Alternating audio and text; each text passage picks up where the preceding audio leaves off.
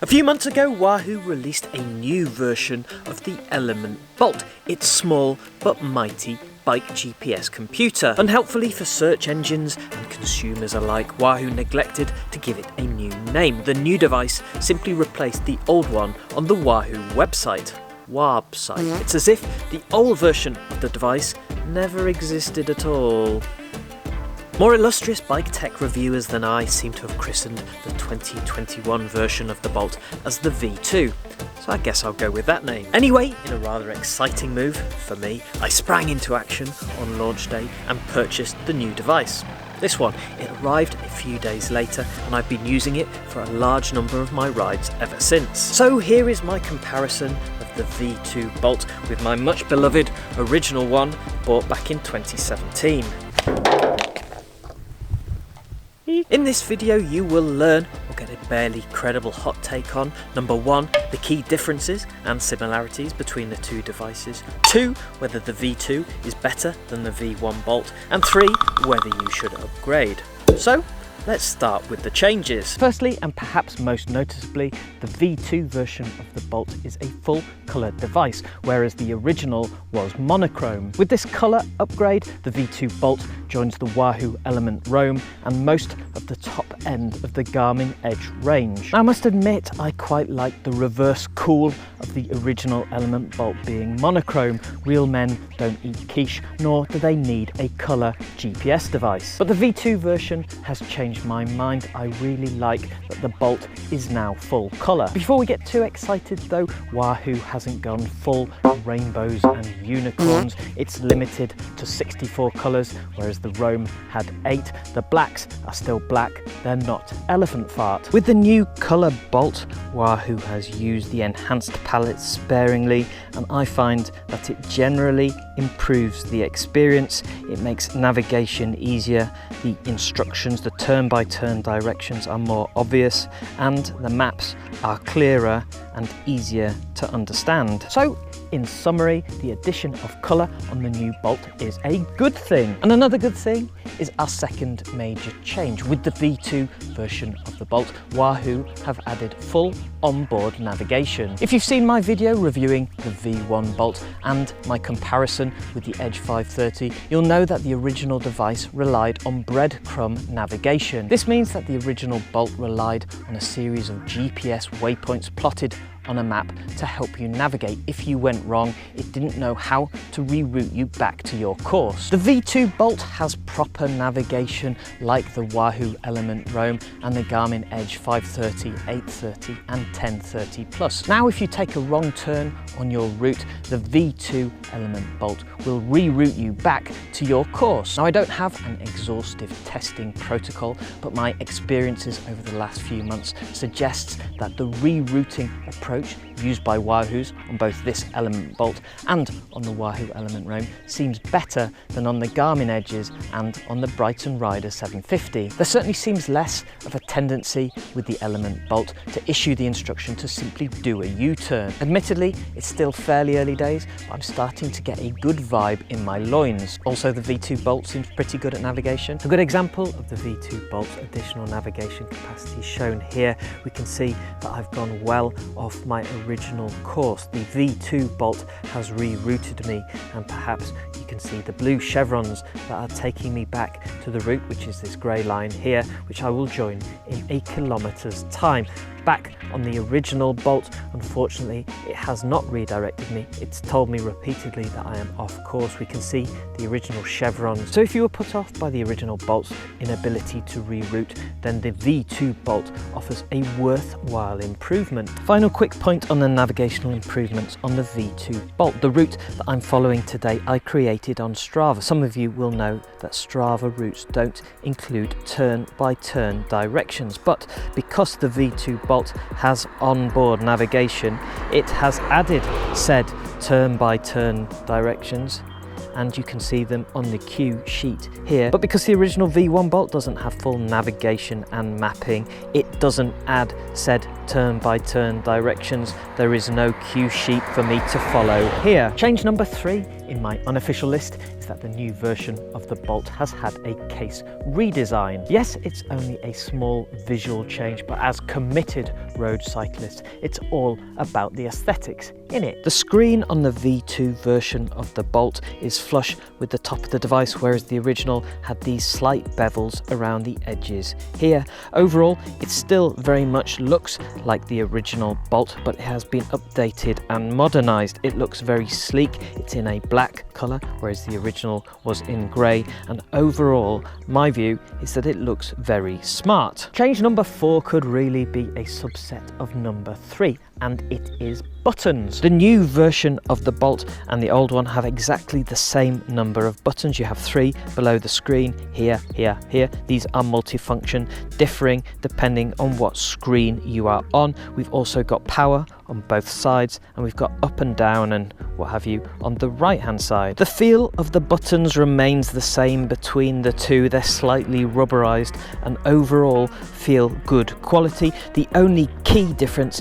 is that on the new device, the buttons on the front are no longer concave or slightly depressed as they are on the original one. For me, I didn't mind these. They sort of guided my finger where they needed to be. They did occasionally collect a bit of rainwater on a wet ride, but the buttons on the new V2 Bolt are fine as well. And for those that struggled with those on the original, perhaps the new flatter approach will work out well.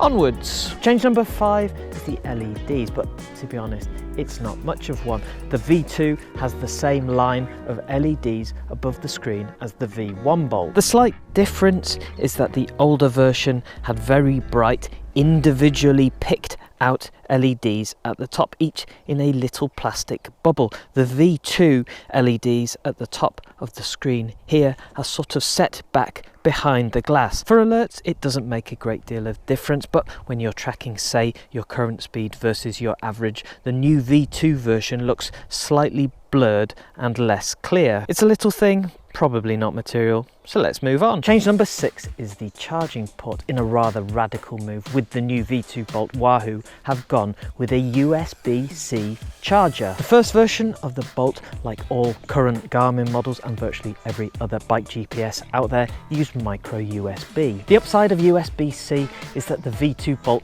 charges more rapidly, something to do with higher amperages. I don't understand it. The key use case is if you notice just before a ride that your Bolt has insufficient charge, the USB-C charging might give you a fighting chance in the 15 minutes you've got left of getting enough into it to get round your ride. The downside, of course, is it's another type of charging cable to cart around, but if you're anything like me, in our house we already have quite a few USB-C devices, including this GoPro, my son's Samsung phone and my daughter's Kindle Fire. So net-net, USB-C charging on the V2 Bolt is probably a good thing. Whilst we're here, let's talk about size and weight, which is number 7 on my list. The new V2 Bolt is slightly larger and heavier than its predecessors. It's a few millimeters longer, it's certainly no wider, and it's 9 grams heavier. So the changes are so minimal, it hasn't even triggered my usual rant about weight weanieism for mammals that could do with shifting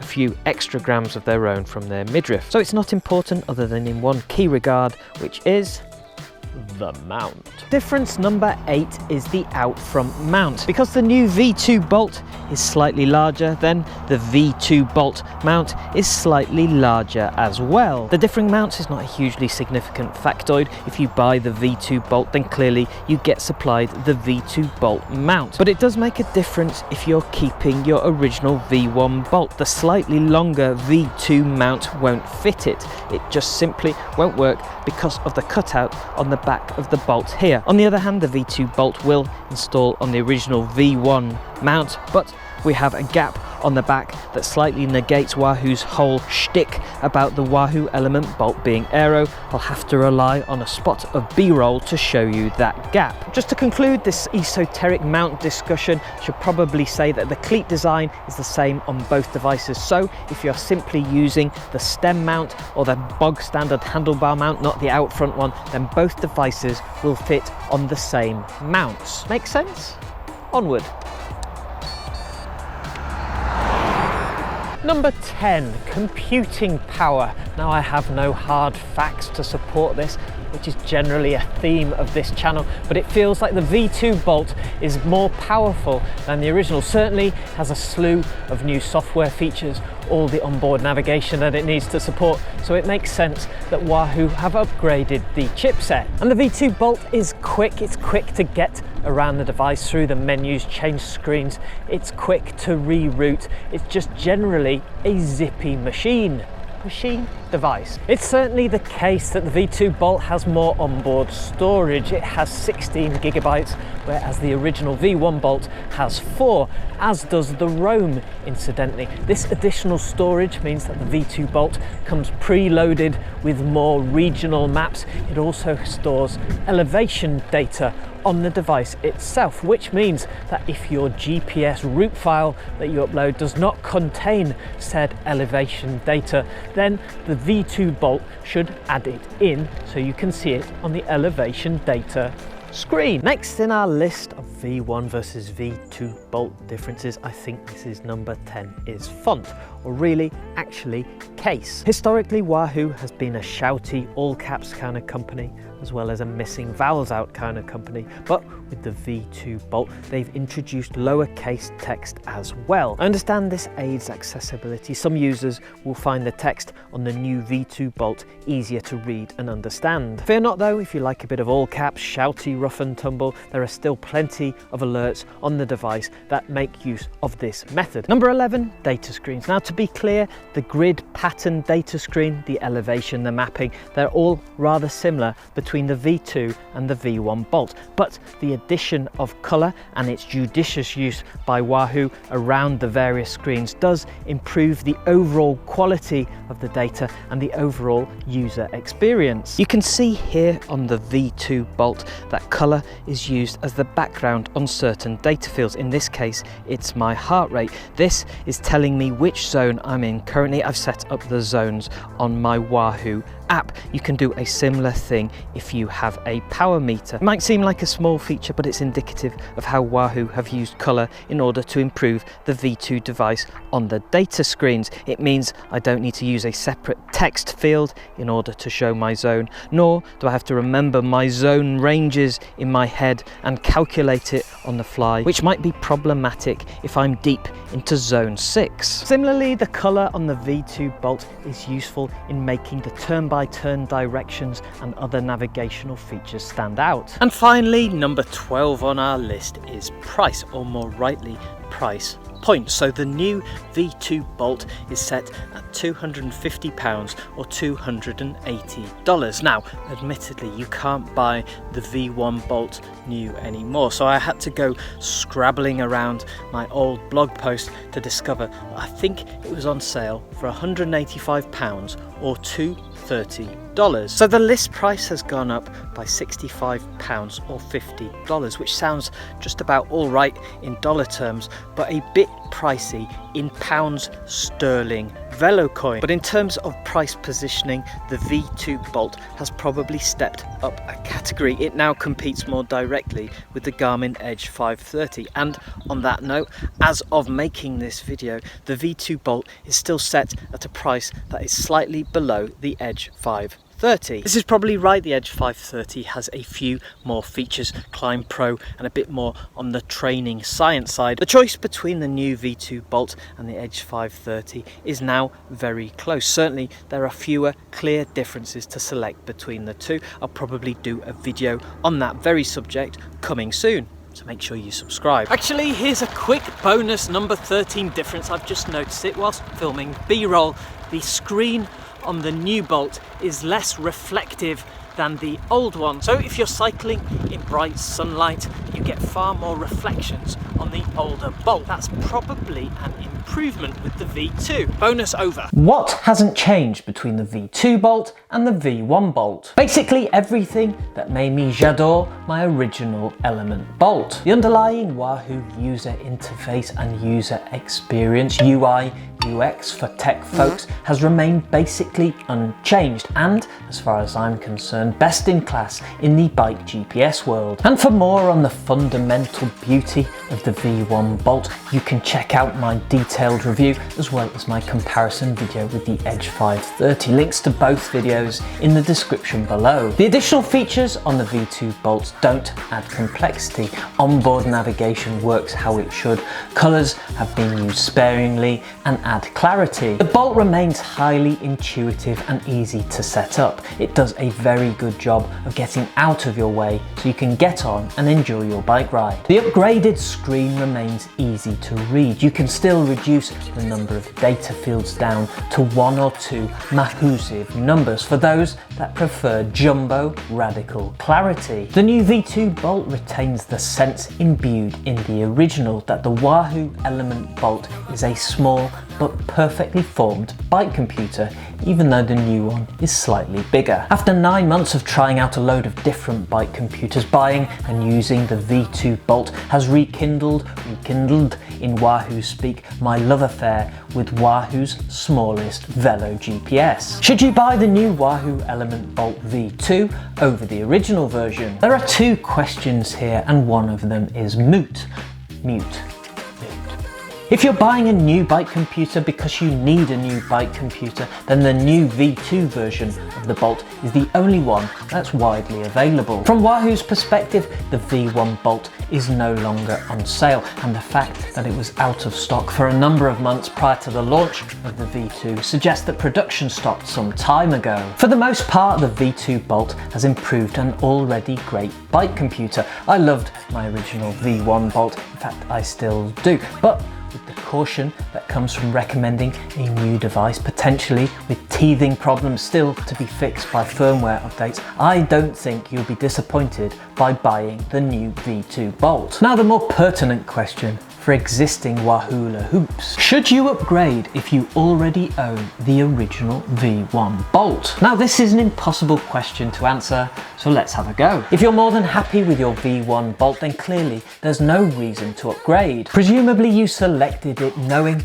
that it didn't have full onboard navigation nor a colour screen. That was the design spec. It's not like the V2 version is fixing what you considered a fundamental flaw with the original model. However, if you bought the original Bolt some time ago and feel in need of an upgrade, because you're worth it, I'd have no hesitation in recommending the V2 Bolt. You get a GPS refresh plus the additional features without losing the familiar and excellent user experience. My only question, if you're in GPS upgrade mode, and feel free to dismiss, do you want to consider the additional software features, training and performance monitoring, Climb Pro, cycling dynamics available on the Garmin Edge 530? The answer, and it's a perfectly good one, might well be I'm happy with the Wahoo ecosystem and I don't need those additional features. But now would be the time to ask those deep and searching questions. Just don't do it out loud and in public. If you do want to check out some alternatives, I've got a playlist